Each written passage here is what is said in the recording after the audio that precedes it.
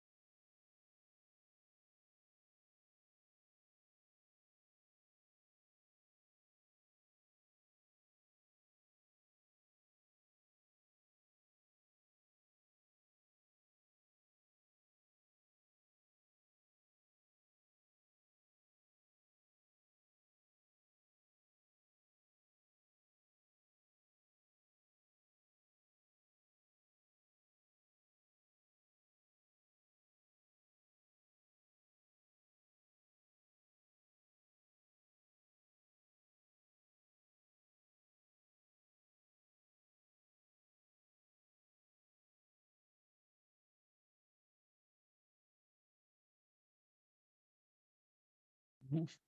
So if you like, visualize yourself surrounded by all sentient beings, friends, antagonists, and strangers.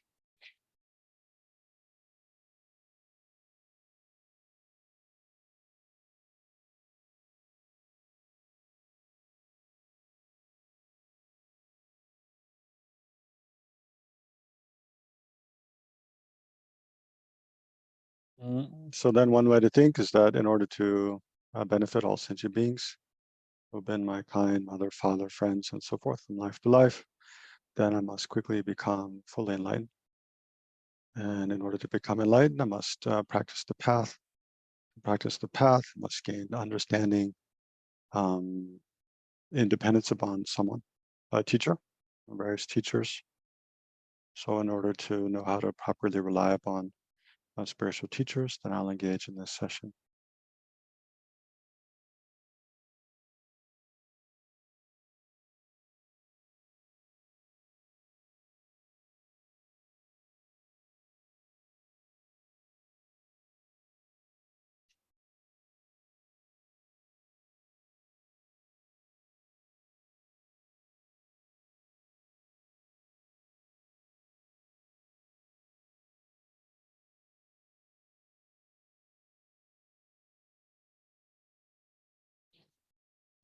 And we can recite some prayers.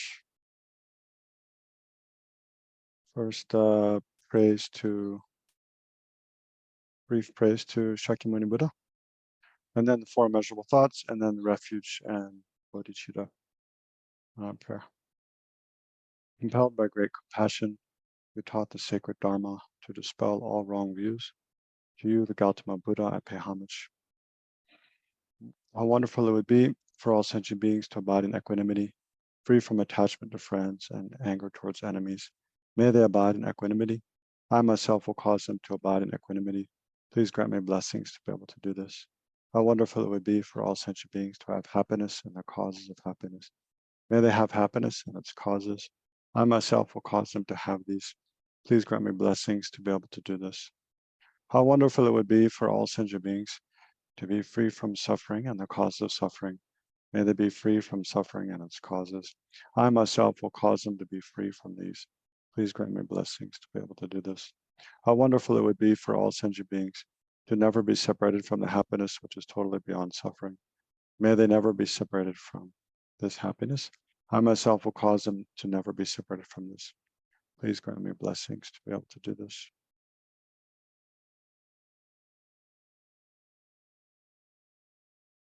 So even there in the last line of each of the four verses, the please grant me blessings to be able to do this.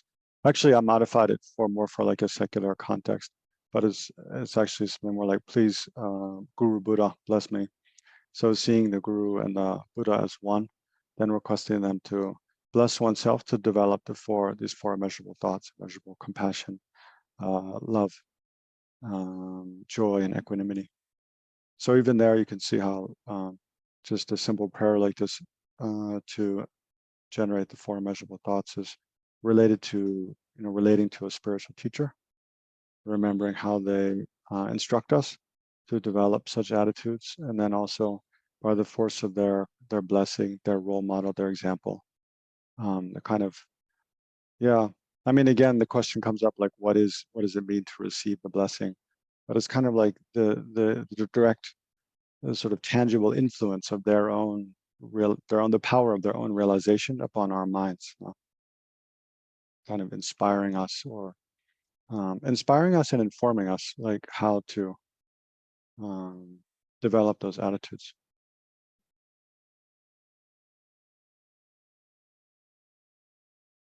So then the refuge, if you generate the mind, if you actually should have visualized Shakyamuni Buddha beforehand.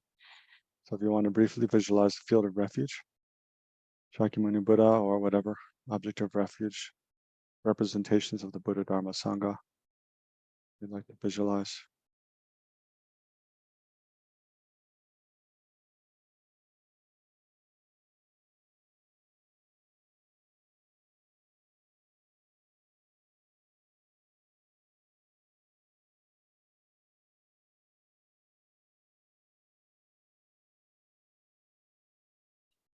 And then generate the mind of refuge, having a wise fear of suffering of future life, suffering of samsara, wishing to free oneself and other sentient beings from all forms of suffering, and having faith in the Buddha, Dharma, Sangha, and the ability to protect oneself and others by unmistakenly leading oneself and others along a path which protects oneself and others from suffering.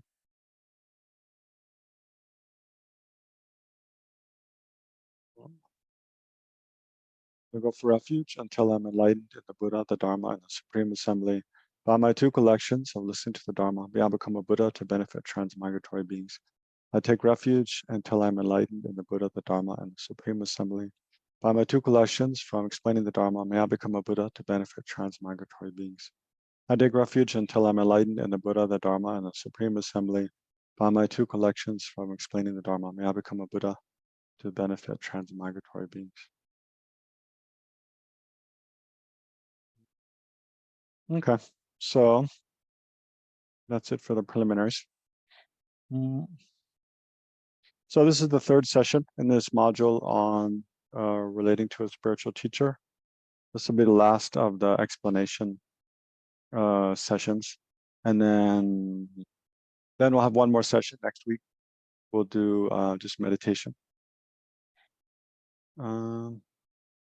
So yeah, so if we're remembering what we've already covered so far is in the first session, we primarily discussed more kind of general things like what's the need for relying upon a spiritual teacher, in general, how to find a spiritual teacher, how to relate to a spiritual teacher, what are some dangers that come from being involved in that kind of relationship.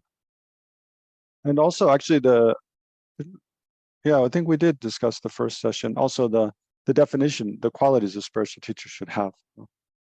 The 10 qualities listed in the ornament of the Mahayana Sutras, and then kind of 5 minimum qualities listed by Geshe Pota, and then other kind of general qualities this teacher should have. So in addition to being, subdued, having ethical discipline, having good meditative concentration, some realization of one of the Buddhist view of selflessness, then being learned, having compassion for others, being able to explain clearly, not being discouraged, having a correct view of emptiness, and so forth. And then some of the qualities of so in addition to those also that they've, how different ways to check a spiritual teacher. Now said one should check for up to 12 years, but yeah, because that's a big, it's a little difficult to really, to check. So different ways to check if someone's an appropriate teacher for oneself or not. And then also what makes someone your spiritual teacher primarily is in your own mind, generating that discrimination, deciding that in your own mind that you want to relate to someone in that way, a teacher in that way. And then the qualities, then we looked at the qualities of the student. So that was all the first session. Then last session, we kind of looked at the main practice of relying upon a spiritual teacher. So once you've decided it's something that you want, you need, and then you understand the qualities, and then you search and find someone that you think you want to engage in that kind of practice with, the practice of relating to them as a spiritual teacher. Then what do you actually do? So then there's two headings: relying in thought and relying in action, right? So the main one is, the main one is really relying in thought. And then, so relying in thought means, well, in different contexts, it means different things. So, well, more like on different in different vehicles. So in the hearer vehicle, then it means that you see the person you relate to as your teacher. You don't have to see them as being one entity with the Buddha, as being a Buddha, but as being a representative of the Buddha. So representing, just like an ambassador of a country or representative of a company. They're not the company, they're not the country, but they speak on behalf, they represent what they say represents, and their behavior should represent, that country or that company. So that's in the hearer vehicle. That's how the teacher is seen, as a representative of the Buddha. Whereas in the Mahayana, the Bodhisattva vehicle, then the way to practice, is actually to see the teacher as the Buddha. So there's some doubt that comes up. You might hear me hesitating in my voice, because in the Lam Rim, we're taking this teaching primarily from the Lam Rim, and in the Lam Rim, the graduated path to enlightenment, it includes teachings from both sutra and tantra. So even in the Lam Rim, the presentation on how to correctly rely upon a teacher is largely drawn from tantra, not entirely. There are quotations from sutra. So in what we'll look at later today, the benefits of relying upon a teacher, I went through the liberation of the palm of your hand and extracted basically all the regarding the benefits of relying upon a teacher and the drawbacks of not relying upon a teacher or incorrectly relying. I went through the liberation of the palm of your hand and it took out. Yeah, I don't know why. Last night I was doing this. I was trying to be mindful of which the quotes are from what sources. No, so you see, probably more than half of the quotes are from Tibetan sources. Mostly Kadampa Geshes. Some are from the Indian pundits, but basically I extracted all the quotes that are from sutras, and then a couple from tantras. But generally, though, it's said in the Mahayana Sutra practice, then one sees the teacher as a Buddha, as being an embodiment of the Buddha. So being one, not just a representative of, but more so being actually an embodiment or an emanation of, being one entity with all the Buddhas. But that's something I have a little bit of a doubt about. What's the sutra in sutras? What's the scriptural basis for saying that? I believe there is. It's not that I think it's probably not true, but I think it is the case. But I don't have off the tip of my tongue scriptural. Well, not just a matter of the tip of my tongue, but I'm not 100% sure where, in what sutras it says that and how it says that. But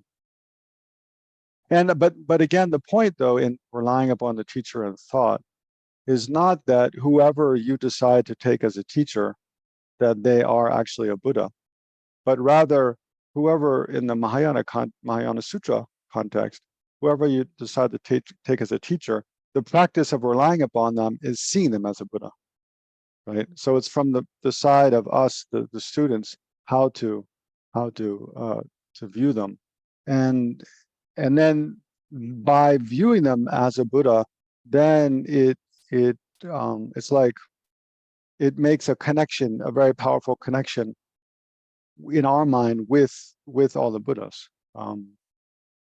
So and then we receive this kind of blessing. Then that creates like a pathway to receive this kind of inspiration and blessing and influence, and benevolent influence of all the Buddhas through the activity of that teacher.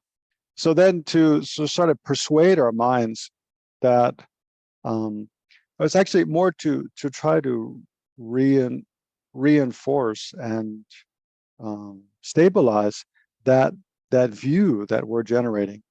Then there's these different reasonings, four main different reasonings. One is a quotation from Vajradhara from one tantra, and then there's three reasonings that here I'll pull up the slide just so maybe make it easier to remember.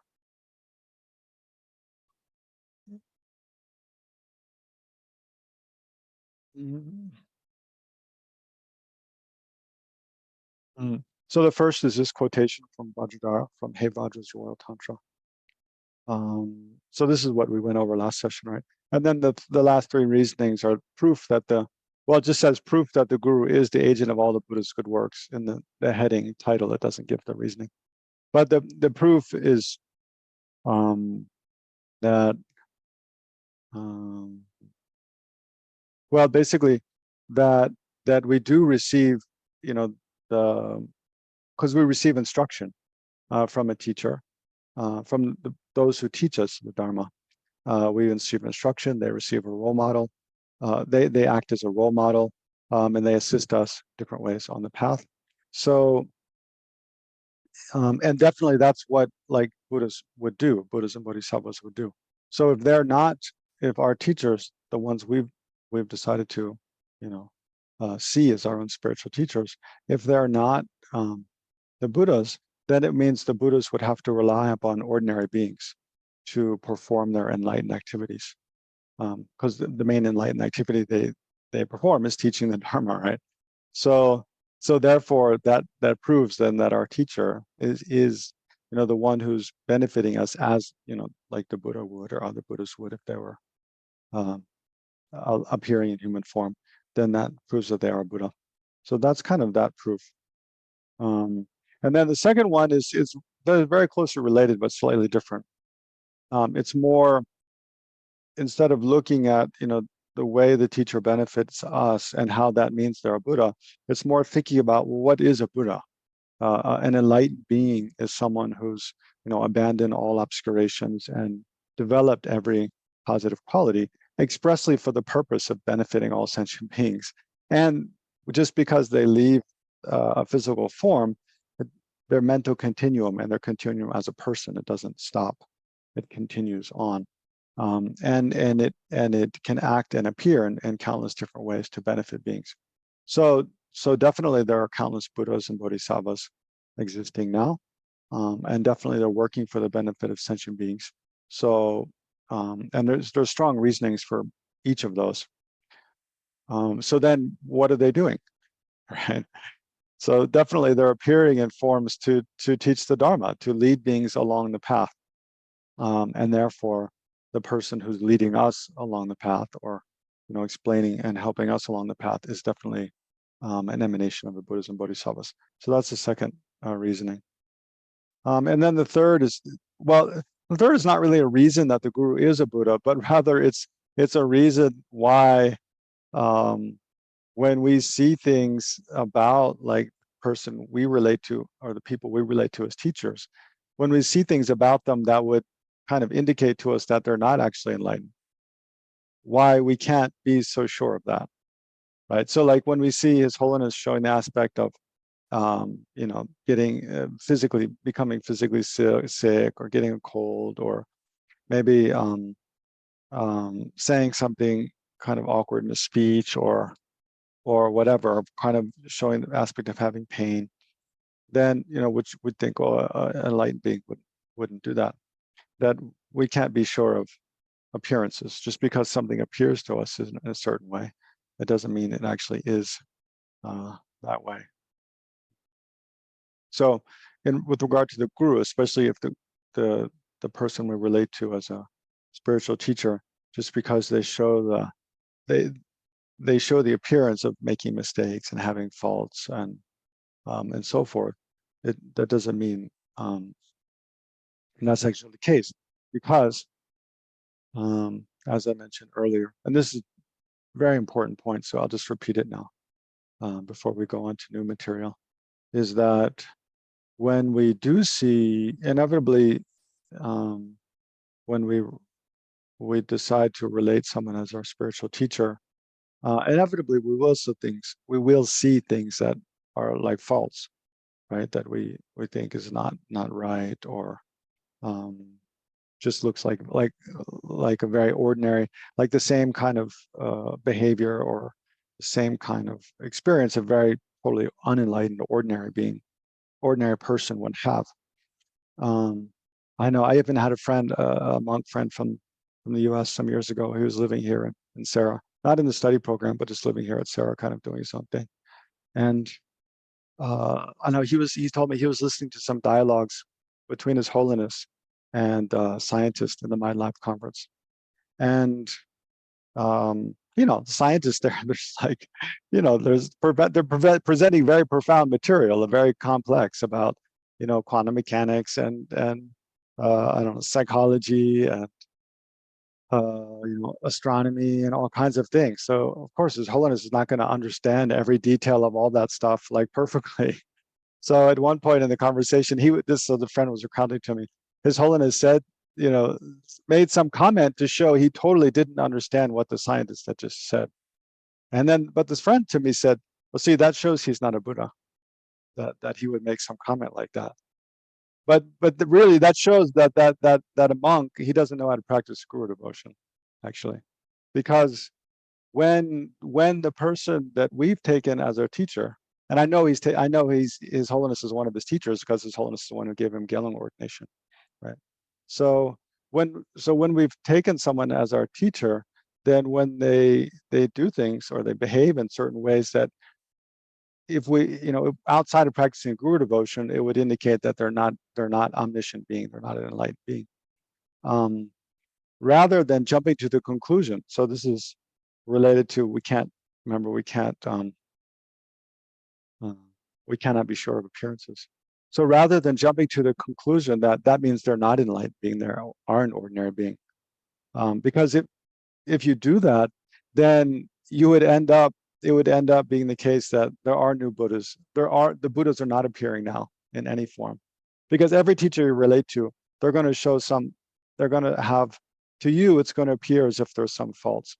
So when you see things that appear as faults, if it's someone, okay, if the person's not your teacher, okay, you can just think of it in an ordinary way. But if the person is your teacher, then you think of it in one of two ways. Either they're showing that faulty appearance, or that faulty appearance is a result of my karma, right? Our karmic obscurations, the karma of me and the karma of other sentient beings.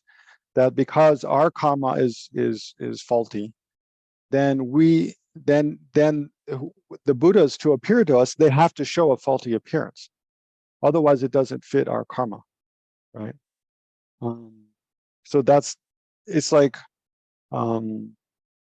just like, because we're human, then in order to communicate to us, they have to appear in a human form, or they have to speak a human language now.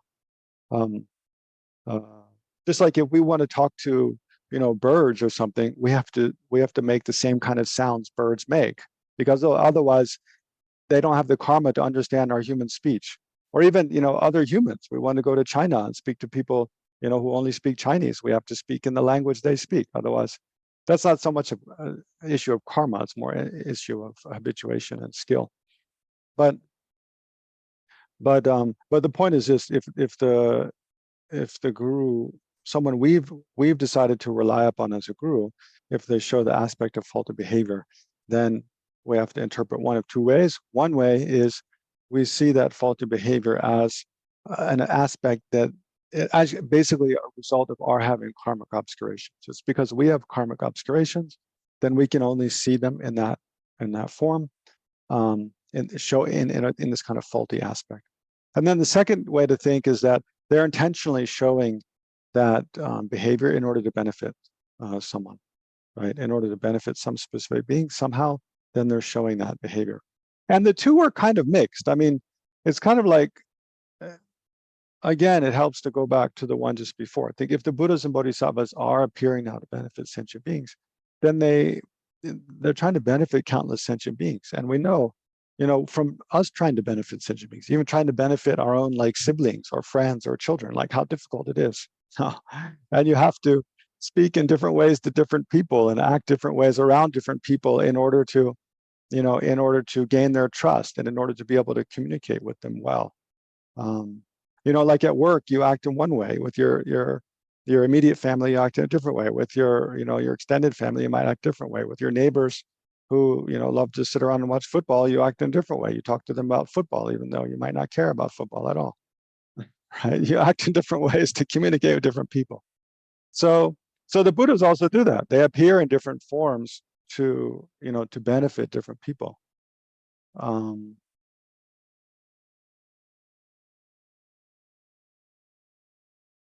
With related to the faulty appearance, the classical story that's always told there is of Asanga and Maitreya. How is it? I don't know. Do you guys know the story of Asanga and Maitreya? Or you've heard? Okay, good. I won't tell it. Oh, no. Basically, you're nodding now, like yes. Is it the one that Asanga was licking the wound of the dog? Exactly. Yeah, that one. Yeah. So Asanga remember, he decided to meditate on Maitreya in order to have a direct vision of Maitreya Buddha. So he meditated for 12 years in a cave near Bodh Gaya. It's called Gurpa. You can visit. Well, it's not sure that's actually a place, but that's said to be the hill where he meditated.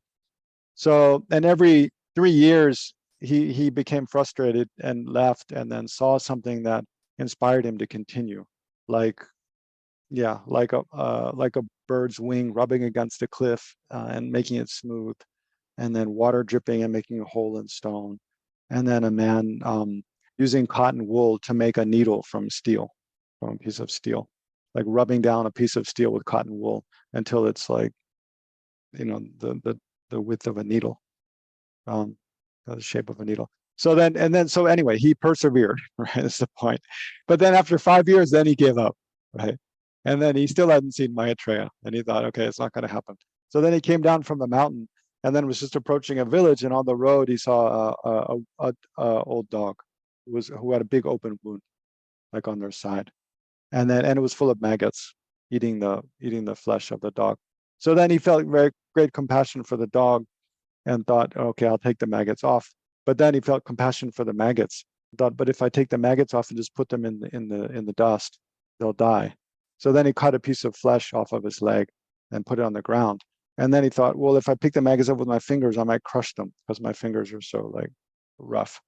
So then he went to pick the maggots up with pluck them off out of the wound with his tongue. But then when he so he closed his eyes too. I mean, can you imagine trying to take maggots out of a dog's wound with your tongue? Yeah. I'm not there yet. So anyway, so then he went, but then he went to pluck the maggots off, but then there was nothing there. So and then he opened his eyes, and then there was Maitreya Buddha. So and then he said to Maitreya Buddha, well, where were you all these years? I was trying to meditate to see you, and I couldn't see you. Where were you? And Maitreya Buddha says, I was there the whole time. Look at my my skirt. Maitreya Buddha wears like a skirt. And he said, when every time you spit, it was like going on my skirt. And he was, I guess, his his spittle was on Maitreya's skirt. And then Sanga's like, oh, how wonderful this is that I've seen you. I want to show you to everyone, everyone in the village. And Maitreya Buddha said, nobody will be able to see me. You do what you want, but nobody else. Everyone else is. I don't know if Maitreya actually said this, but he said something to the effect that it's because basically the idea is because through the force of a sangha generating great compassion in that moment, generating great compassion for the dog and the maggots, and having meditated on compassion, but especially in that moment, having generated incredible strong compassion for the dog and the maggots, that purified his last karmic obscurations to be able to see Maitreya. So Maitreya said, you can show me around the village, but nobody else will be able to see me because their minds are too obscure. Their karma is obscuring their minds. But Asanga insisted. So then Maitreya said, okay, then put me on your shoulders and carry me around the village and see what happens. And then so it said when Asanga then went through the village, some people saw him carrying a dirty old dog with a big open wound. Some people just didn't see anything. They just thought he's acting crazy. But nobody else saw Maitreya. So that's that story to illustrate that we can't be sure of things appear to us. But I mean, even it's helpful also, I mean, kind of very ancient stories like that. Yeah, it's hard to know how much it's been kind of mythologized, right? But so it's important to come up with more immediate, personal experiences we've had where we think, and we can come up without too much difficulty where someone says something or does something and we think they mean something, one thing, but actually they mean something completely different, or someone behaves in a certain way and we think, oh, it means this, this, this, but actually it doesn't. So there's all kinds of, examples we can come up with where things appear to be one way, but actually it's, later we find out something very different is the case. And we can see how, if we're jealous of someone, then, our perception gets very distorted. If we're angry, then we only see, negative aspects of a person. We're totally blind to anything positive. We can see how, political views and so forth. We get so, or for different reasons, we get very biased now. We have a lot of bias, and it affects our perception.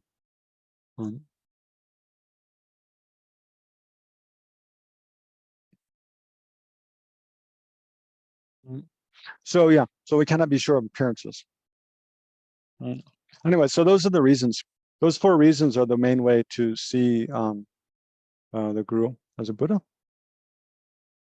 So then, so there's developing. Let me see. Faith.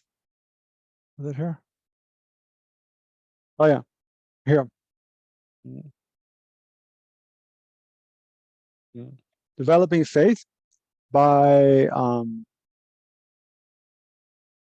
what does it say here? Oh yeah. So training to have faith in your guru by remembering their qualities, by remembering their positive qualities, and thinking how they're a Buddha, and then generating respect by thinking about their kindness to oneself. So this is what I think we didn't get to last week, did we? Talking about the kindness of the guru. I don't think so. We stopped here. This is, yeah. So here, so yeah, we'll continue from here. So developing respect for the guru, and here, yeah, here it uses the pronoun him, but of course the guru can be a man or a woman, or and the Buddhas themselves don't have any inherent gender. So developing respect for the guru by remembering their kindness. So here there's 4 points, and then there's a really nice quote from one sutra. So the guru is much kinder than all the Buddhas. And then the guru's kindness in teaching the Dharma, their kindness in blessing our mind stream, and their kindness in attracting us to their circle of disciples. So first, the guru is much kinder than all the Buddhas. Yeah, this might sound a little awkward, but there's 2 ways to think about it. He is much kinder than all the Buddhas in general.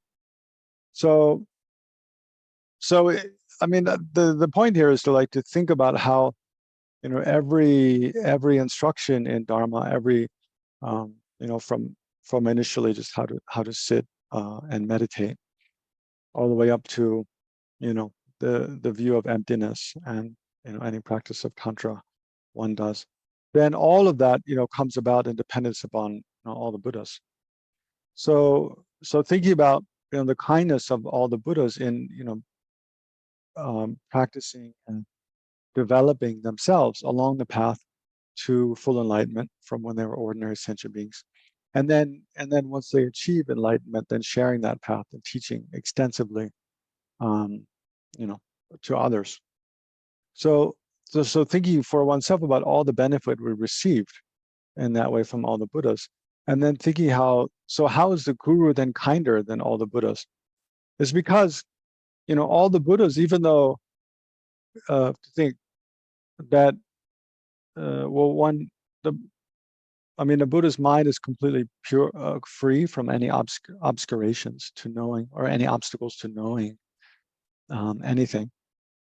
And so they're omniscient. They know everything that exists, and their mind pervades. Like, their mind is not limited to a specific physical locality. Rather, their mind pervades like all phenomena. And wherever a Buddha's mind is present, the Buddha's body is present. So in short, the Buddhas are everywhere around us, like all the time, but yet we can't see them, right? Um, so so therefore we can't hear them also, and therefore they can't teach us and they can't guide us, right? So, but the guru appears in a form that we can see, we can hear, we can talk to. They speak our language. They can answer our questions.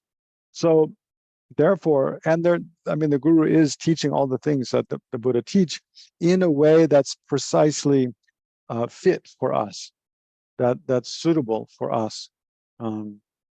So also imagine, if you read through countless Buddhist sutras, it can be very confusing to know what to do, how to practice. But it's the guru who takes all of their understanding of all of the vast Buddhist teachings and gives us specific advice for us to help us know how to practice at any given time. So in those ways, they're much kinder than all the Buddhas. One, because they directly appear to us in a form that we can see, and then also because they communicate to us in a way that's precisely suited for us. So therefore, they guide us in a very direct, tangible way that the Buddhists don't. And that way, they're kinder. And then the Guru is kinder, specifically. The Guru is kinder specifically than even Shakyamuni Buddha, which is more like the Guru is more kind specifically than Shakyamuni Buddha. So the reasoning is the same. Just think about Shakyamuni Buddha at this time in this world system. Shakyamuni Buddha was, the appearance. He appeared in this supreme emanation body, 2,500 years ago, and then taught the Dharma. So all the Dharma that the Buddha Dharma that we've received, all the benefit we receive from that, all comes in an unbroken chain of transmission from Shakyamuni Buddha. But yet, when we want to know, like, I don't know, how to make mandala offerings, how to do, Vajrasattva meditation practice, how to understand, I don't know, something, we can't ask Shakyamuni Buddha. No, we can, but we won't get an answer now. So, but we can ask the human guru that we relate to now, that we have. So in that way, then gurus like His Holiness Dalai Lama, Lama Zopa Rinpoche, other teachers, they're kinder than Shakyamuni Buddha, again because they appear in a way that we can see and connect with very directly now. So in that way, the guru is kinder than Shakyamuni Buddha as well. And then there's these three: the guru's kindness in teaching the Dharma. So here we think about all the Dharma teachings we receive from different teachers, and then remember, how kind they are to one, have themselves taken the time to study and learn, so that they're capable of explaining and also gaining personal experience, so that they're capable of explaining from within their own experience. And then how the kind they are to take the time and energy to explain, like to us. So, and there's many different ways to think about, how, and then another way to think is, if they hadn't, or no one had taken the time to do that, to be able to explain the Dharma, then what a loss it would be. What I wouldn't have gained. So anytime we receive a Dharma teaching, it's one reason. It's very important after receiving a teaching to try to recollect as much as we can, especially anything that we feel is relevant to us and useful for us, and then try to remember it on the one hand, and then put it into practice. And and then if we can, even further, be able to explain it to others later. because if people if each generation, some people don't take responsibility for receiving extensive teachings, trying to practice as best they can, and then explaining to next generation, then the Buddhist teachings will die out. Of course, mainly that's the responsibility of the ordained Sangha. That's one of the main responsibilities and functions of the ordained Buddhist Sangha, is to do that. But as lay people, we can also do that. So the Guru's kindness in teaching the Dharma, and then their kindness in blessing our mind stream. So here we just like their kindness in teaching the Dharma, we think about how we've received Dharma explanations from our teachers and how that's benefited us.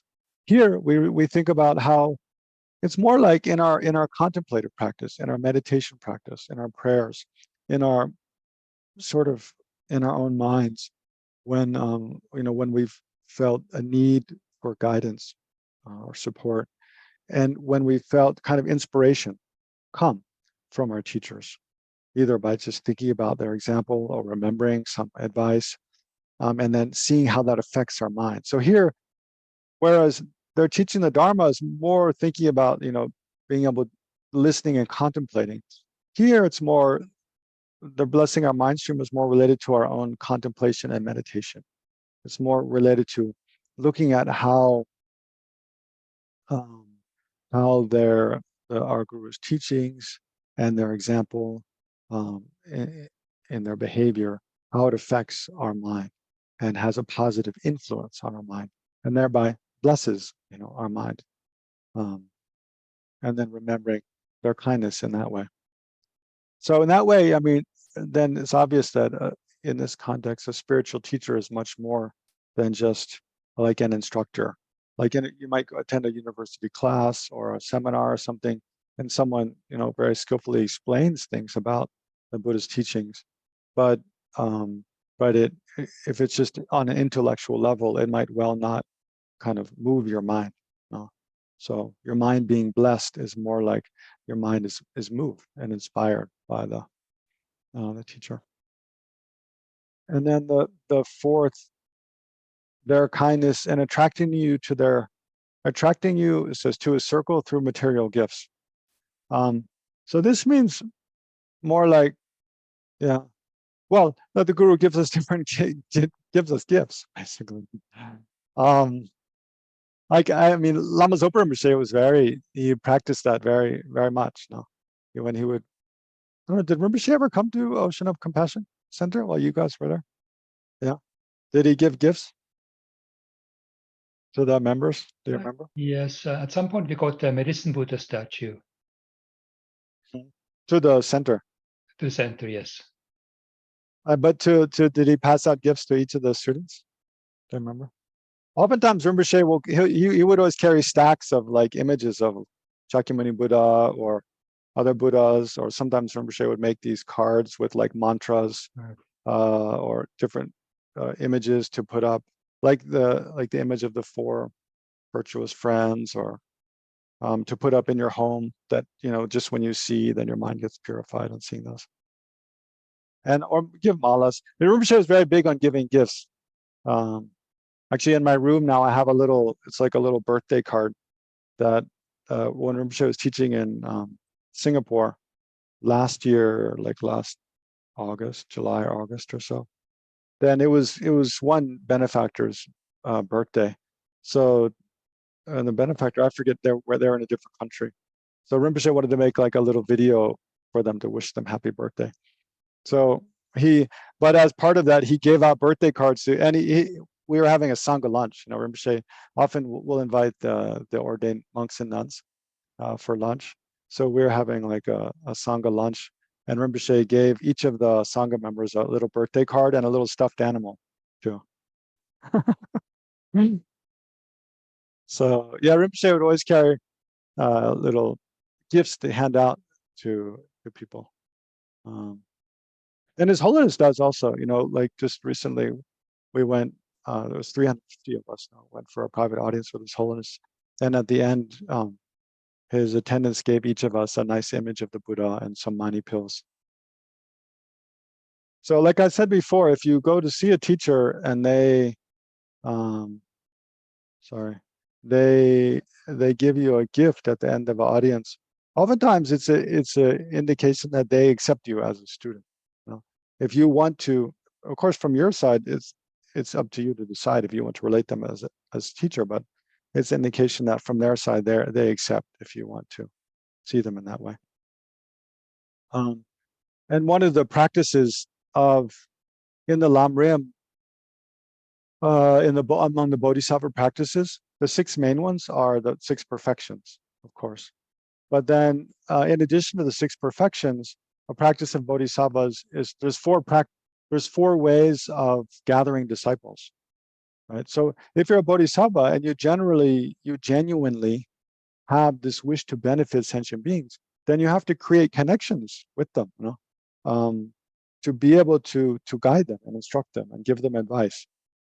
Just like if a person wants to, be able to give you, well, it's like for us to receive advice from another person about personal, maybe difficulties we're facing in our life. We have to know them, first of all, and then be willing to listen to what they have to say, and that comes on the basis of trust, and kind of communication, understanding, to develop some kind of understanding with that person, and then we're open to receiving some kind of advice. So among the bodhisattva practices is the 4 ways of gathering disciples. One of those is, and one of the ways of gathering disciples is to give material gifts. It's the first way, actually.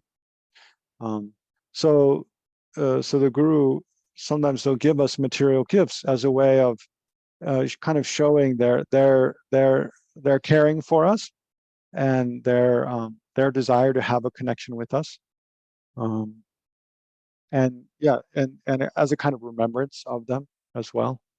So, so that's another kindness of the guru.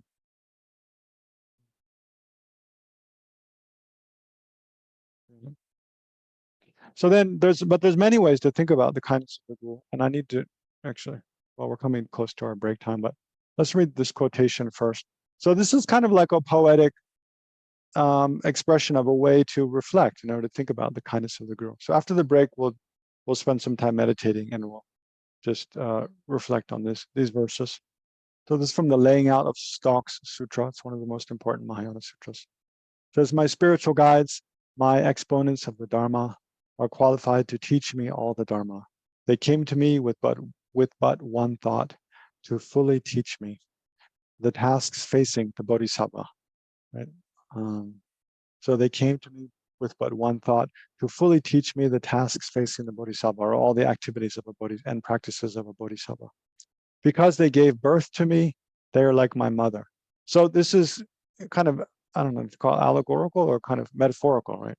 So of course, mostly, one of our parents are not, our biological birth parents are not our gurus. But in what sense did they give birth to me, right? Because it's like they introduce us to the world of Buddhism. In a way, they give birth to us in kind of our whole experience of the Buddhist world, or in the practice of Buddhism. So because they gave birth to me, they're like my mother.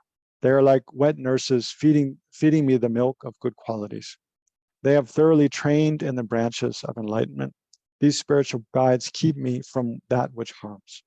So they keep me on a path which, avoids killing, stealing, lying, that actions which harm, and wrong views.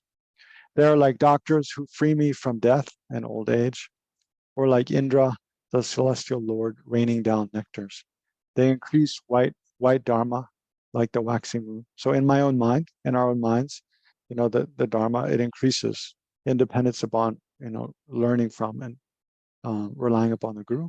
They increase white Dharma like the waxing moon, and like the shining sun, show the way to peace. They are like mountains, unmoved by friend or foe.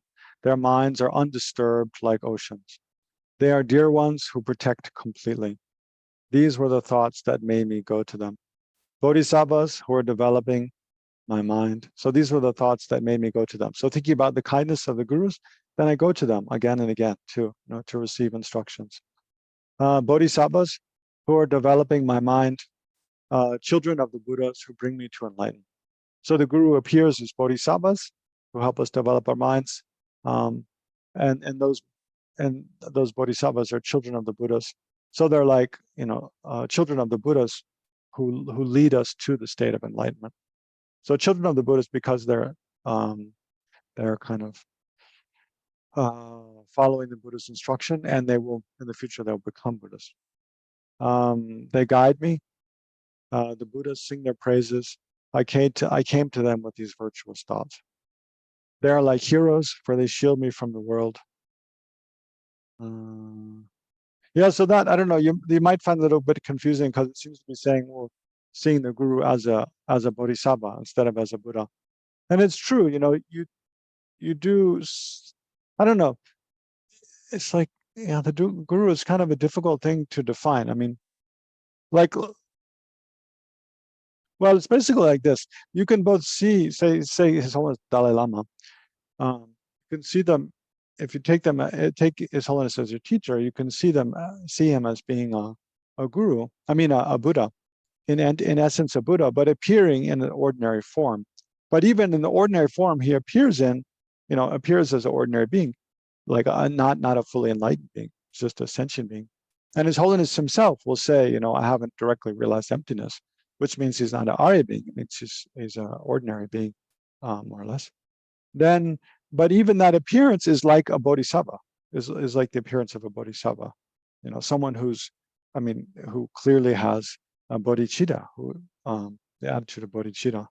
So even the ordinary appearance of the guru. So that's what it's kind of talking about here. Even if, in essence, the guru is a Buddha, then even the appearance is like that of a bodhisattva. You can also relate to it like that.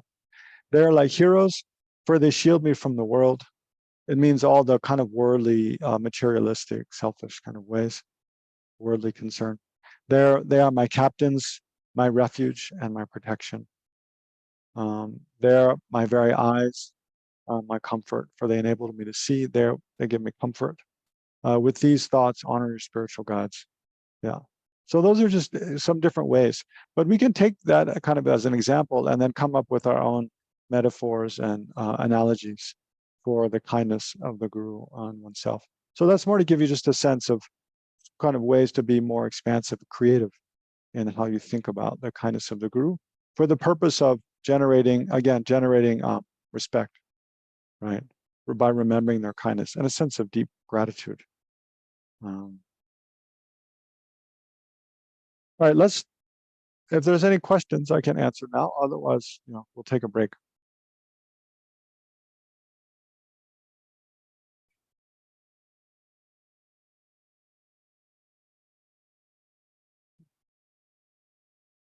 Okay, I'll take a 5-minute break. Yeah, actually, can I ask a question? So sure, I think referring to what you said, how His Holiness would say, "Oh, I'm an ordinary person." So of course, for us, we have to rely on other teachers who say, "No, His Holiness is a Buddha," and I think for other High Lamas, they also kind of behave the same way. So is that kind of the way to go about? Yeah, definitely. Yeah. You mean, is that the way to go about, like, for them or for us? For us to develop that deep respect for the guru, because we don't have that capacity. Or for me, I don't have the capacity to know. Yeah, I'm glad you asked that question, because this is one of the reasons there's so much confusion around the whole guru devotion, because it is kind of complex. When you have a lot, like Lama Zopa Rinpoche would always say, "Oh, I'm just a Mickey Mouse. Like, I don't have any qualities. I don't know anything. I'm the Joker from Nepal." You say. Because, and His Holiness always says, I haven't. His Holiness does say, "I've realized emptiness, but I haven't achieved the path of seeing," which is quite something. I mean, that's very unusual among Tibetan teachers for someone to even say, "I've realized emptiness." Most teachers won't say that at all. But I think His Holiness is saying that because he wants to encourage Anyway, there's a bit of a different reason His Holiness saying that, I think, but it is part of, because as an individual Buddhist practitioner, we should always try to be humble, you know, and hide our own qualities, because there's a danger that if we talk about the qualities we actually do have, it feeds into our arrogance and our own deluded pride. So rather said we should talk about, talk about the qualities of others and speak about our own faults. Is one of the first mind training practices. Speak about the qualities of others and speak about our own faults instead. But when you see like His Holiness or Lama Zopa basically saying, I'm a totally ordinary being, that's totally in line with their appearance as an ordinary being. Like, if a Buddha appears as an ordinary being, it's not like they can just appear like an ordinary being when they're in public, but then in private, they're like, actually, I'm really a Buddha, No, it's like right from birth all the way till death, and everything they do, they appear as an ordinary being, because that's the perfection of appearing as an ordinary being. If a Buddha, I remember Lama Zopa Rinpoche in one talk about this, he would say, if a Buddha appears as a dog, they eat dog food, they sleep on the ground, they bark, they get infected by fleas, they do all they just look exactly like an ordinary dog. It's not like they have a little ribbon that indicates that actually they're a Buddha appearing as a dog or something. No. So that's why, yeah, they show that appearance, but then it's up to us to think, well, like, again, like if Shakyamuni Buddha would appear in this world now, like how would he appear? No? Assuming that he can't appear as like this being who's very tall and radiating light and performing all kinds of miracles, because we don't have the karma to see that sort of thing now. No. So if the Shakyamuni Buddha would appear now in a form to benefit beings, it's like he would appear just like His Holiness is. He would have to appear in an ordinary form, but he would be, using all of his time and energy to practice Dharma and inspire other people to, generate compassion, generate the right view of emptiness, to generate renunciation for samsara, to avoid the non-virtuous actions, engage in virtuous actions as much as he can, which is what His Holiness does. So there's a complete like fit, or what is Lama Zopa Rinpoche does. But then again, like, does that mean that? Well, see, it's a little difficult to say, but well. Again, you have to kind of think about it two ways. Does that mean if we think in an objective way outside of our own personal practice of Guru devotion, does that mean we can definitely 100% say, that person is a Buddha? No, because we don't know what anyone else actually is. But within, within our practice of Guru devotion, then we say, yes, they are. They definitely are a Buddha. So that's another reason it can be confusing, because you have to have these two there's this way of thinking as an objective observer, and then this way of thinking within a practice. Does that mean that, but that doesn't mean that the practice of Guru devotion is just a practice of trying to delude ourselves into thinking something that's wrong, right?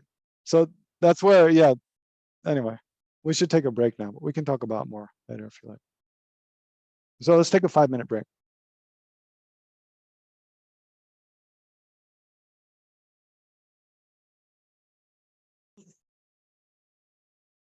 So why don't we do a little meditation now, I think, on the kindness of the Guru.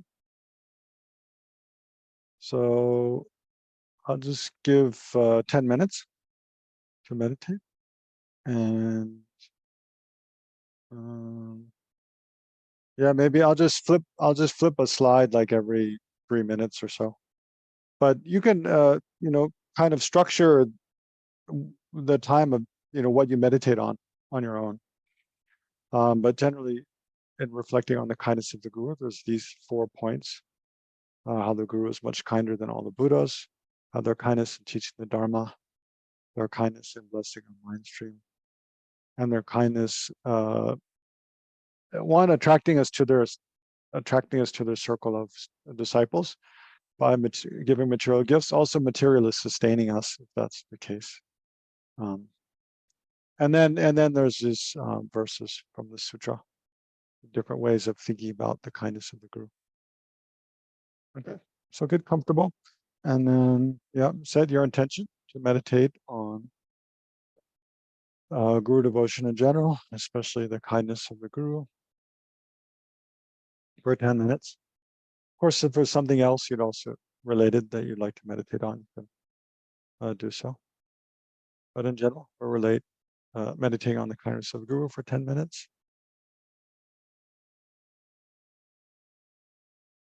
And then within that structure, your contemplation as you like.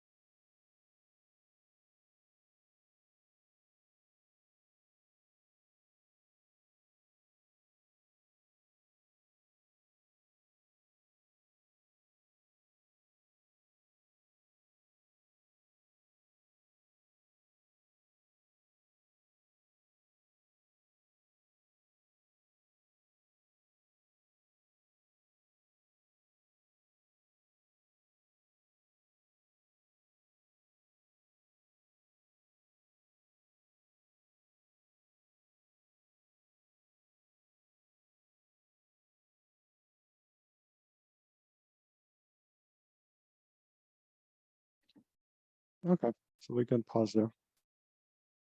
It's 10 minutes.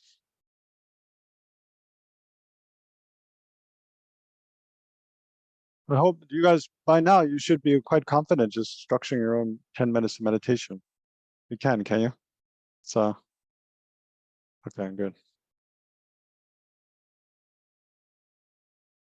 I know I just spend so much time on each point. I mean, because my mind wanders and think about other things, but that's why I forgot to flip the slides, because I forgot 3 minutes. I was supposed to do that every 3 minutes. Yeah, in my experience, you can spend so much time just thinking about one point. No? Like just the first thing, like how the Guru is kinder than the Buddha. You could spend a whole hour on that easily. But I was thinking more at the break time about your question, Bei. A couple of things, especially kind of about that. There's kind of that tension between, well, like you were mentioning, one, like what the teacher says about themselves out of humility, and then and between that and then our view of them, our being supposed to view them as a Buddha. And then the other, this kind of tension between, well, if we just step outside the role of, well, practicing Guru devotion with relation to a teacher and think in a more objective way, then how, honestly, we don't know what someone else is, if they're a Buddha or not. Between that and the role, and within Guru devotion, seeing them as a Buddha. But there's that similar kind of issue arises in several other places, but especially one, I remember once I was doing Vajrasattva retreat at Kopan Monastery in Nepal, and yeah, I was kind of bothered by this, how when you do Vajrasattva retreat, I mean, when you're meditating on Vajrasattva, if you have the initiation, then you're supposed to, at one point in the sadhana, in the meditation, you dissolve, all the external world, and then yourself, everything, into emptiness. So you dissolve in emptiness, and then within that, so you have the mind. There's just the mind realizing emptiness, and then, I mean, not actually, but imagine as best you can, and then that combined with great compassion for all sentient beings, again, as best you can, and then you imagine that your own mind, that kind of the mind's realizing emptiness and having great compassion, that mind arises as Vajrasattva. And then you generate a divine pride, thinking, okay, I'm Vajrasattva. But I always had a problem with that, because then, from debating, because I debate, in my study program, we debate again and again. I think, well, if I'm Vajrasattva, then I know everything. And clearly I don't know everything. So clearly I'm not Vajrasattva. So, but that mind, then it harms, that rational mind, it harms like the practice of generating this divine pride. So I went and asked Lama Lundrup about it at one point during that retreat, the former abbot of Kopan Monastery. And Lama Lundrup said, no, when you're meditating on divine pride, you just leave aside debate. You just don't debate. No? So it's like you put aside that kind of logical mind. In order to not to brainwash yourself or generate more wrong views, but in order to generate, it's because there's a benefit to that practice. Even though you're not actually a Buddha, that the practice with the right motivation and the right understanding, that practice of imagining being a Buddha, it becomes the quick path to actually become a Buddha. To actually, and so it's kind of like in the ordinary world, people use, like, what are these affirmations? The use of affirmations, affirmative statements like I am, something, I am this, I am that, as a way of helping yourself become that what you want to be, even though you're not actually that now, by making a kind of, I mean, that's a little bit, yeah, maybe something different. But in the Buddhist context, there's other places where that happens, like in the different ways to generate the different types of bodhicitta. There's a division of bodhicitta, which is, well, into three, like you might have heard, the ship captain like bodhicitta, shepherd like bodhicitta, and the king like bodhicitta.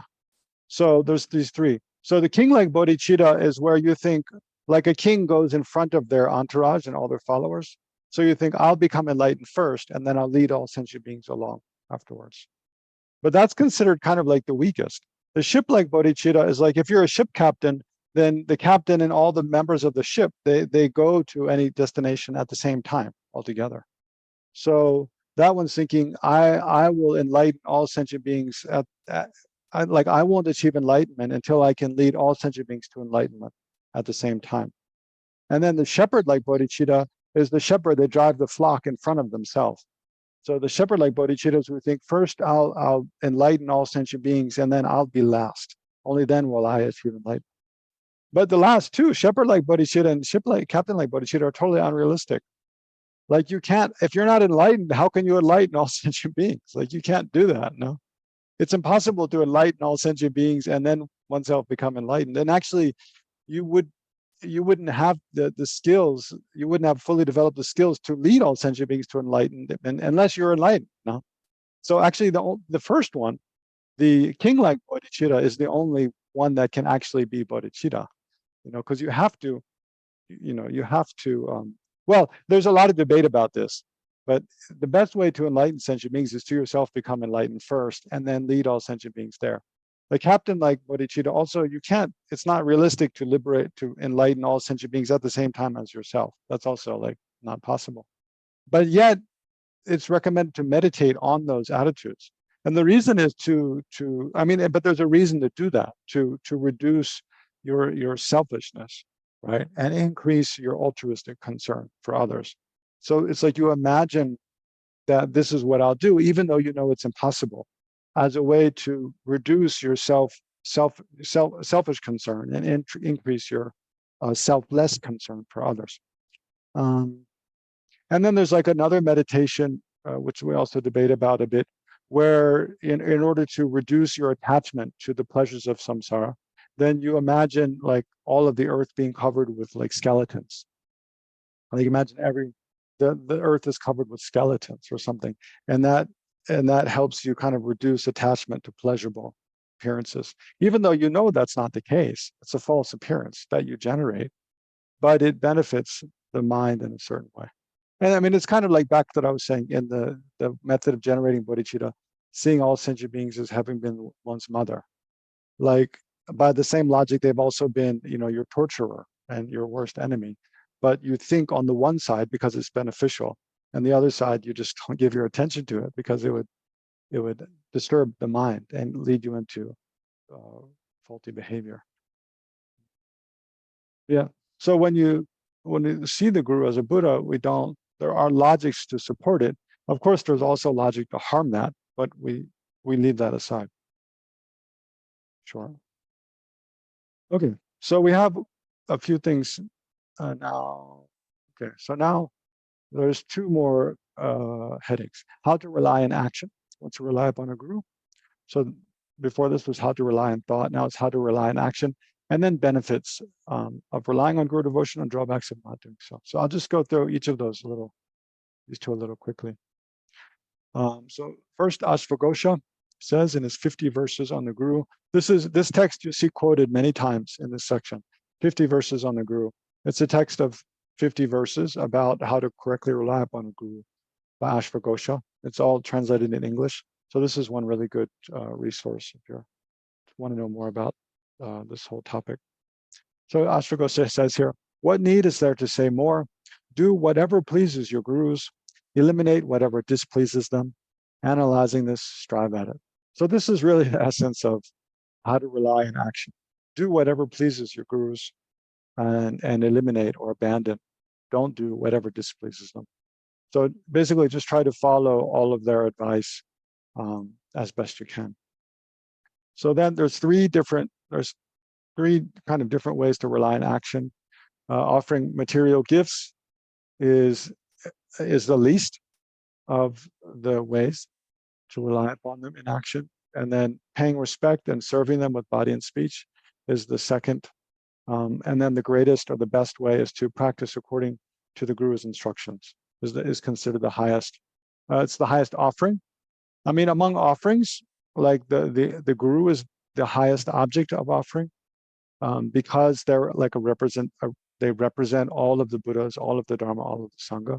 So in several sutras and tantras, it said that, among all objects of offering, be it, ordinary beings or hearers, Arya beings on the hero path of the Bodhisattva path, or Arhats, Hinayana Arhats, or Bodhisattvas, or Buddhas, or gurus, that the guru is by far more powerful.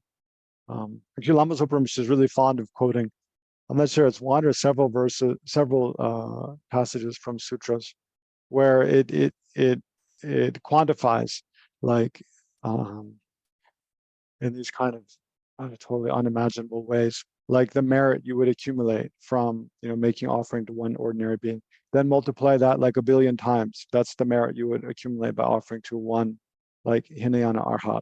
Then multiply that like 1 billion times, and that's the merit you would accumulate by offering to one Buddha. Then multiply that 1 billion times. That's the merit you would accumulate by offering to one Bodhisattva is the one. Then one Buddha, and then multiply that, and that's the merit you accumulate by offering to the guru. And that's not Rinpoche just making it up. It's in the Mahayana Sutras, no? That so and logic, and it has a logical support, because just as we looked at before, it's the Buddhas are trying to benefit us, but that benefit comes actually through the people who directly benefit us, our own gurus. So it makes sense that then they are something that's much more precious and kind of valuable to us for our practice. So then, just like of all the other sentient beings, it's our relatives and our friends who we have a more powerful karmic connection with. Of all our relatives and friends, it's our parents who, most selflessly have kind of supported us in this life. So then it's our parents who are among ordinary beings, who are the most powerful karmic object. So either harming our parents or helping our parents, we create the most powerful karma among ordinary beings, because we have that worldly connection, intimate connection with them. So similarly, in our spiritual connection, it's primarily we rely upon our spiritual teachers for all of our spiritual practice. So that connection then is very powerful. So if we make offerings to, or serve, or practice according to their advice, it's very powerful merit and positive karma we create. If we have negative views and disrespect or harm or even steal from them, then it's very, very heavy negative karma. And the section on karma in the Lam Rim, it lists the objects of in relation to whom we create karma by weight. And among the weightiest are our parents and the gurus. And those are types of karma, it said, can even ripen in one lifetime, in this very life. Most of the karma we create, it will only ripen in a future lifetime. But if we create very powerful karma related to very powerful objects, then it can ripen even this lifetime.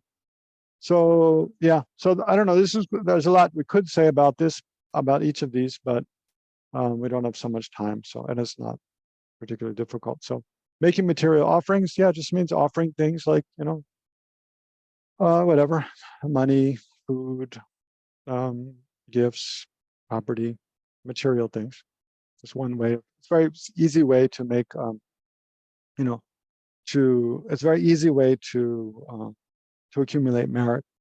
And there's all different instructions related to this, but one that Lama Zopa Rinpoche emphasized, and I find very useful, is because even offering to a poor of the guru means like someone who's connected with our guru.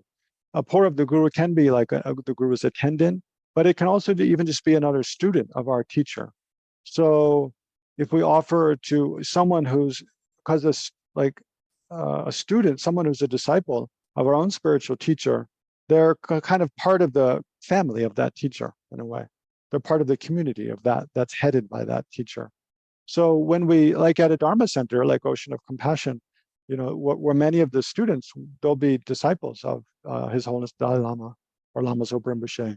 So then if you make offerings to other students at the center or make offerings to the center, then if you think that I'm offering to a poor of the guru, this is an offering to the guru because I'm offering to the students of the guru, then you accumulate much more merit. So that's and even like like similarly, if that like FPMT does fundraising for different things all the time. So like a very powerful way to accumulate merit is like when they on the Buddhist holy days like Sakadawa or the 5 days of miracles and so forth. If you make a donation to like some puja fund or some other fund, then think I'm offering to to a poor of the guru, to a branch of the guru. Then you make incredible, powerful merit that way. And then respecting and serving with the body and speech.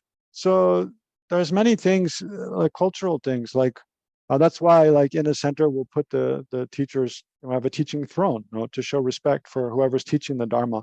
That's actually out of respect for the Dharma, but also, like if we invite someone who's our guru to our home, we should give them, the seat at the head of the table, or whatever's, or a higher seat, or the best seat, whatever's the best, out of respect, or whatever's most comfortable for them.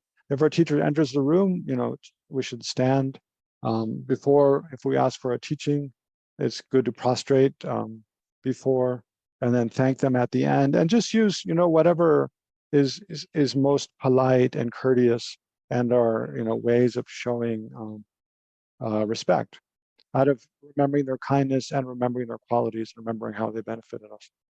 So speak in a way that's very gentle and kind, respectful.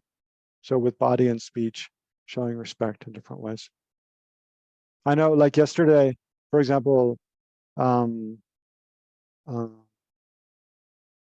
asked one of my teachers here. He's teaching me and a friend through WhatsApp, giving us some lessons every day.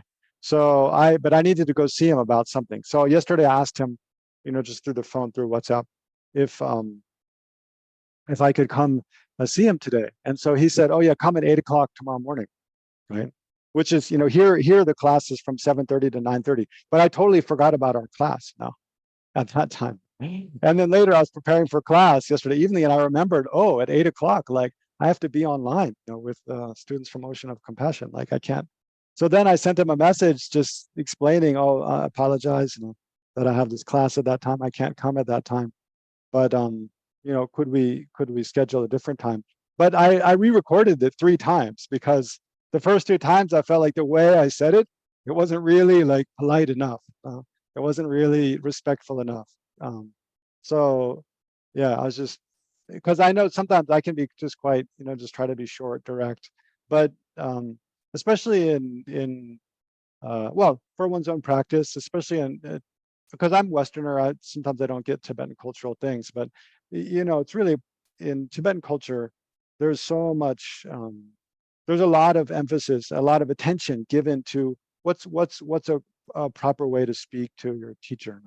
It's difficult in Tibetan language. There's a whole vocabulary of honorific terms. I think that's common in other languages. When I was learning Indonesian and Java for 6 months as a student, I only studied for 6 months, so I didn't learn that well. But I was told there's this whole set of like 7 different levels of different forms of honorifics to use with different people according to their status in relation to your status.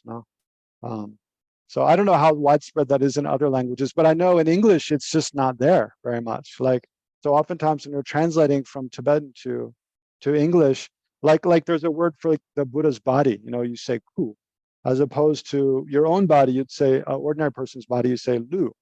It's a completely different word, but you don't have 2 different words for body in English, So you end up doing things like saying the holy body of the Buddha, adding an adjective to indicate that it's seen as that word indicates not just an ordinary person's body, but something special, something sacred, kind of high. So that's one way of, but in English, we can try to use, when we speak to the teachers, speak in a way that, we do show respect, body and speech. And then, but the main one here is practicing in accordance with the Guru's instructions. I mean, so that's another way. Lama Zopa Rinpoche would always, especially here in the monastery, Rinpoche would give this advice again and again, but also in Dharma centers, that whenever we're doing, every day when we generate our a motivation for all the activities of that day, one way to make any action we do become Dharma is to think, I'm doing this action in a way that's in accordance with my guru's instructions, right? So from going, from just the way we sit to meditate, or cleaning our room, making offerings, generating a motivation, doing our prayers, and then even the way we try to behave throughout the day in the way we interact with others, or practice mindfulness of different things during the day, mindfulness from permanence, mindfulness of loving kindness, mindfulness of emptiness. To think of all that as following the instructions of the guru, then it all becomes an offering to the guru, and it all becomes a practice of relying upon the guru in action. So it becomes it's a way to make our actions much more powerful, virtuous action, by thinking of all our actions as practicing in accordance with the guru's instructions, and making an offering of practice, right? Among the kinds of offerings, offering of practice is supreme. So those are ways to rely in action. And then we're quickly running out of time, so let's look at these two just briefly. The advantages of relying on a spiritual guide.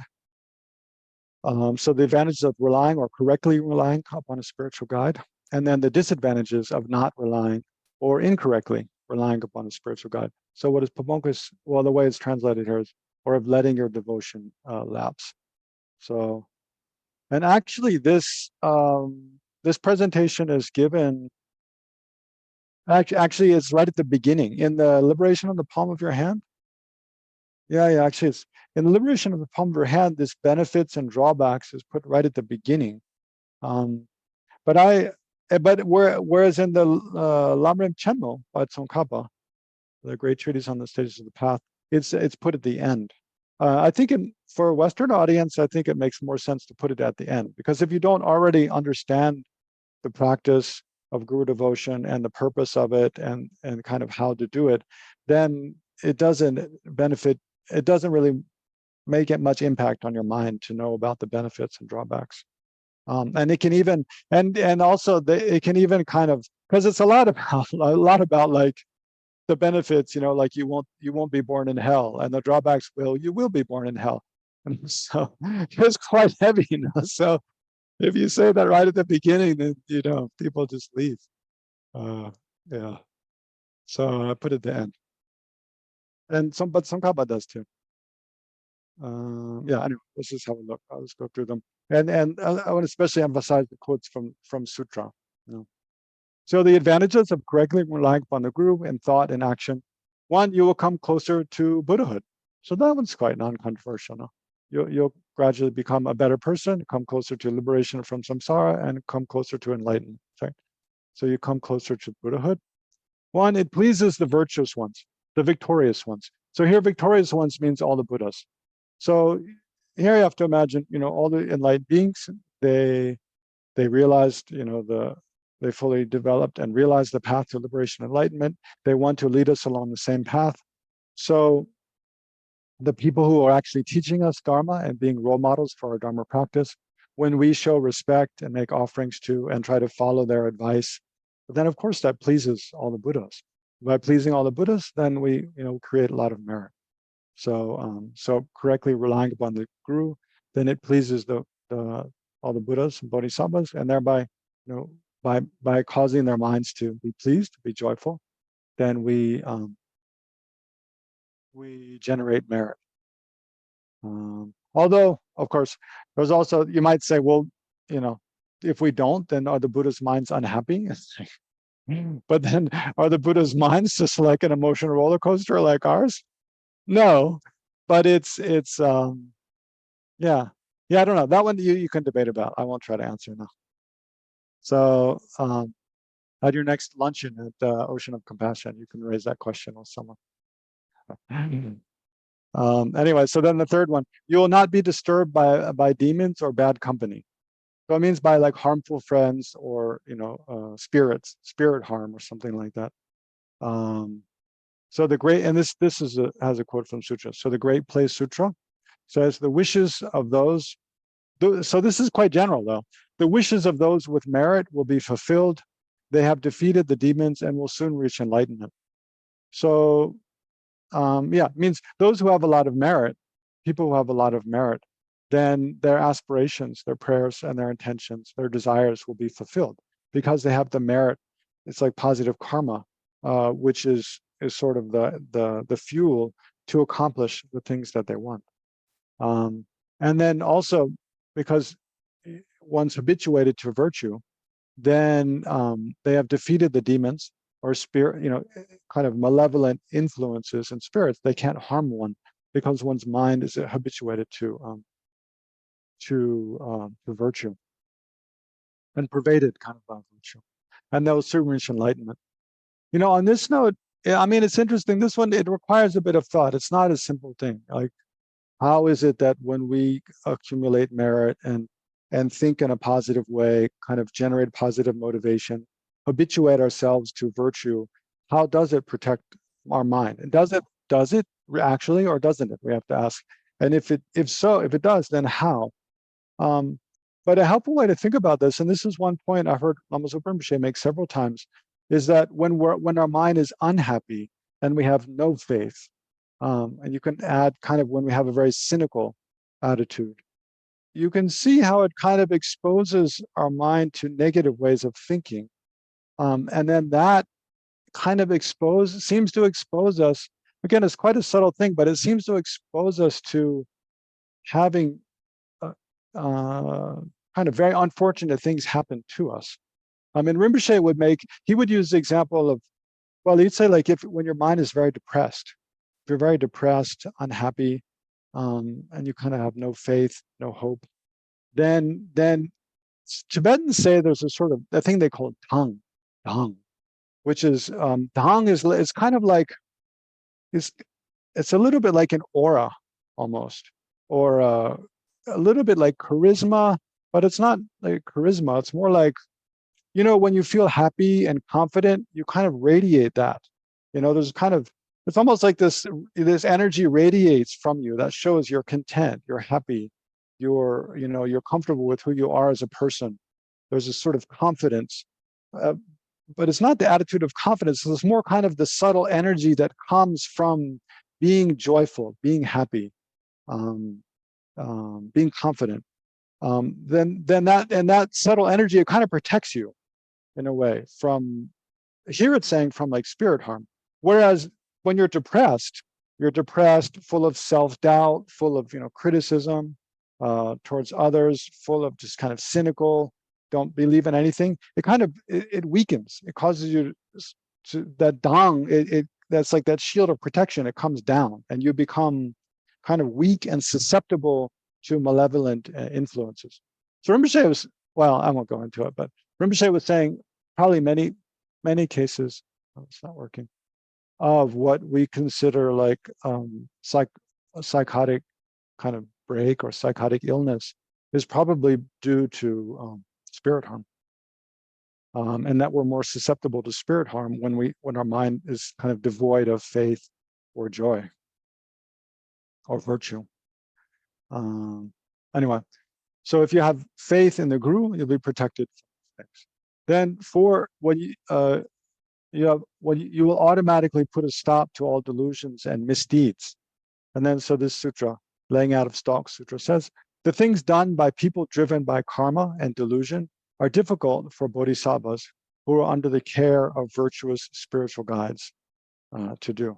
So here again, you kind of have to imagine, how would this work? So if I really have strong faith in His Holiness the Dalai Lama, or my other teachers, and we're practicing mindfulness of our teachers, mindfulness of Buddha Dharma Sangha, trying to follow their instruction in all we do, generating positive motivation every day, then yeah, you can see, and taking vows, trying to keep the vows we've taken from them, all those things, they protect us from lying, from stealing, from slander, harsh speech, and so forth. So yeah, as you can see how it kind of protects practicing Guru devotion, and protects us from engaging in creating non-virtuous karma and following our afflictive emotions. And then 5 is your insights and realizations into the levels and the path will increase. Yeah, so if you practice Guru devotion correctly, because of the blessing of the guru, because of the merit you create, because of the purification that happens. Lama Zobraham should always make the point that correctly practicing guru devotion is the most, just as it's the most powerful way to accumulate merit, I mentioned earlier, it's also the most powerful way to purify the mind.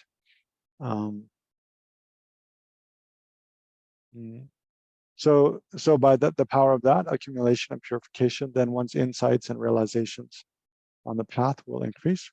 And then 6, you will, oh, we're really running short on time.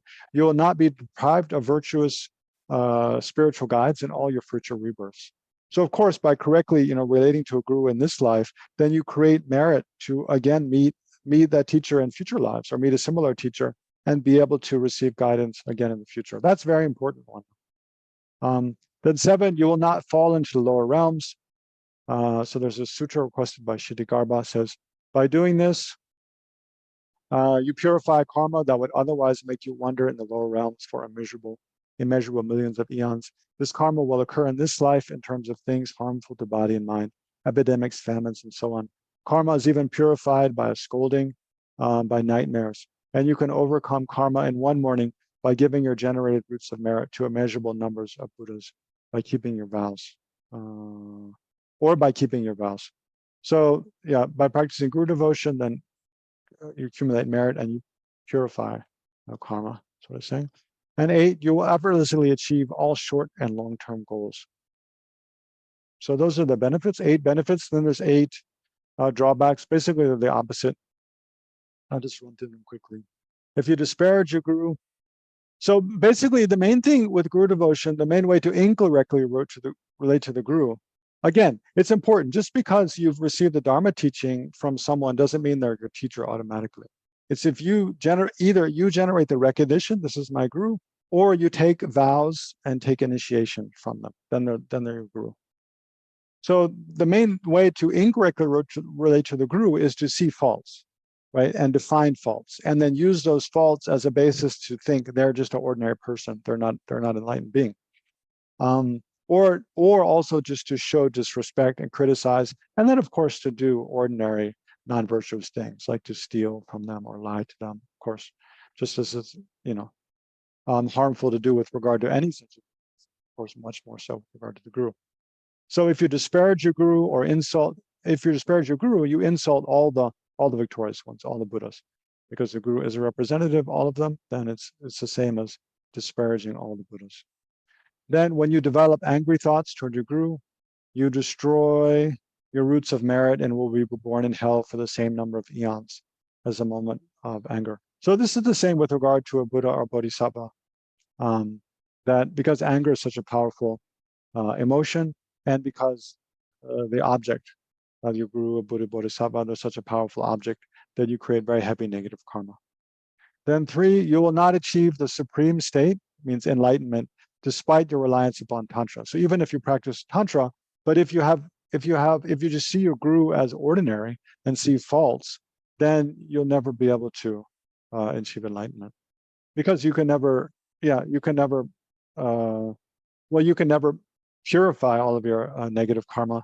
Now, there's different reasons to establish that, but I don't have time to go through now. Maybe next week, maybe we can have a little time for question and answer. Then you can ask about that if you like. Then 4, though you seek the benefits of Tantra, your practice will achieve only the hells and the like. So again, it's emphasizing, even though you practice Tantra, it's considered the most powerful, the most quick path in Buddhism. If you don't correctly rely upon a guru, but rather see them as ordinary and see faults or show them disrespect or think that they're charlatan. Even the Shakyamuni Buddhas, there's a monk, I don't remember his name now, but there's a monk who was Shakyamuni Buddha's attendant for like the first 15, 20 years of his life. He's not mentioned in sutras much because he thought the Buddha was just a complete fake. Can you imagine? Even, I don't know how the karma, he's Shakyamuni Buddha's attendant, but he's before Ananda. Ananda was the Buddha's attendant for the last more than 20 years of the Buddha's life, and was, perfect example of being a steadfast disciple and a perfect attendant. But there was this one before, I don't remember his name, but apparently he saw there was once a a girl, Buddha was walking, going for alms round and begging with his begging bowl. And there was a young girl by the side of the road who she saw the Buddha and she really wanted to offer something, but she didn't have anything to offer. So she picked up a handful of sand and offered it into the Buddha's bowl. And the Buddha received it, and he said that by the power of this offering in the future, you'll achieve enlightenment with the name Buddha. And so the Buddha's attendant at that time, he thought, oh, come on, how can that be? A girl puts a handful of sand in the Buddha's bowl, and by that he's saying she's going to achieve enlightenment. He's just flattering her, he's just making it up. So apparently this attendant thought the Buddha's a complete fake. So even someone like that, then no matter what Dharma practice they do, even Tantra, you won't achieve realization. And then 3, you will not achieve the supreme state, so enlightenment, despite. Oh no, this is the same as before. Okay, this is sorry, I edited this wrong. So there's that one, that you won't achieve enlightenment despite reliance upon Tantra. That's supported by a quotation from the Guhya Samaja Root Tantra, which is probably the most important of all the Tantras, is this one. It says, a sentient being may have committed great sins, such as the heinous crimes, means like killing an arhat, drawing blood from a Buddha, killing your mother or father, or creating a schism in the Sangha. But he can still succeed in the supreme vehicle, means the Vajra vehicle, the great ocean of the Vajrayana. So even if you've committed one of the 5 heinous crimes, like killing your mother or your father, or so forth, if you practice Tantra, you can still purify that and achieve enlightenment in one life even. But someone who despises his master from his very heart may practice but will not succeed. So someone who despises their teacher and sees their teacher as faulty and has anger towards their teacher, they practice Tantra, they won't achieve enlightenment in that life. Of course, you can change it, purify that, but you have to change that attitude, that having the wrong attitude towards your guru. And then 4, I already explained. Then 5, you will not develop fresh qualities, and those you have developed will degenerate. In this life, you will suffer undesirable illnesses and so on, because you create a lot of heavy negative karma. You will wander endlessly in the lower realms and your future lives, and you will be deprived of spiritual guides in all future lives. So you can see they're basically the opposite of the 8 benefits. Okay, so that's it for the explanation of this module. And next week we'll do some meditation on these things. And again, if there's any questions next week, then I'll be happy to answer at the beginning of the session. Okay, see you next week. Take care. Thank you, Geshe-la. Yeah.